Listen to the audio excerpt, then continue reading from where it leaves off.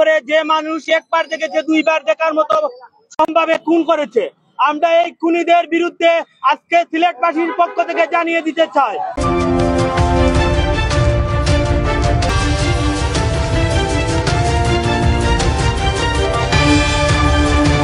একজন ক্ষুদ্র ব্যবসায়ীকে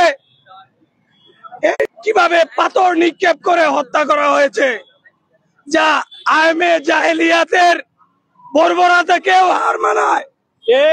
আমরা এই সিলেটের মাটি থেকে স্পষ্ট ভাষায় জানিয়ে দিতে চাই, এই বাংলার জনগণ ঘুমিয়ে পড়ে নাই।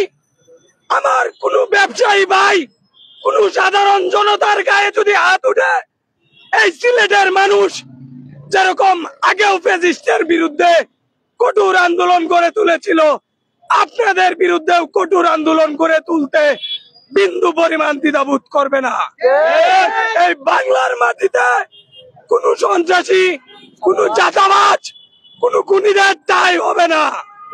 দেশকে নতুন রূপে করেন, নতুন ভাবে চিন্তা করেন, নইলে আপনাদেরকেও বাংলার মাটি থেকে উপড়ে ফেলতে এই বাংলার সাধারণ জনগণ বিন্দু পরিমাণ চিন্তা করবে না।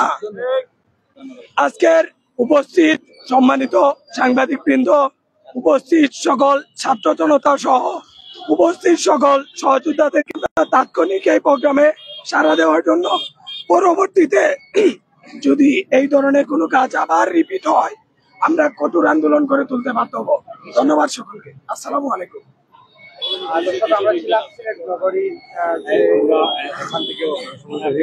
আমরা দীর্ঘক্ষণ আপনাদের সাথে ছিলাম লাইভে।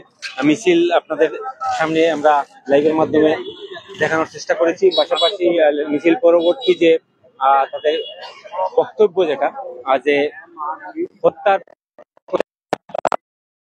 চৌহাট্টা থেকে জিন্দাবাজার পর্যন্ত, আবার জিন্দাবাজার থেকে চৌহাট্টা পর্যন্ত, তো আমরা সর্বশেষ মুহূর্ত পর্যন্ত আপনাদের সাথে ছিলাম। আপনারা আমাদের সাথে ছিলেন, সবাইকে ধন্যবাদ জানাচ্ছি যারা আমাদের সাথে যুক্ত ছিলেন।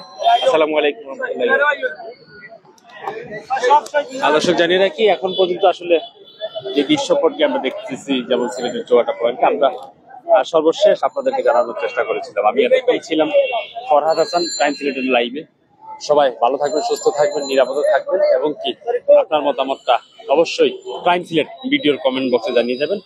ভালো থাকবেন, আল্লাহ হাফেজ।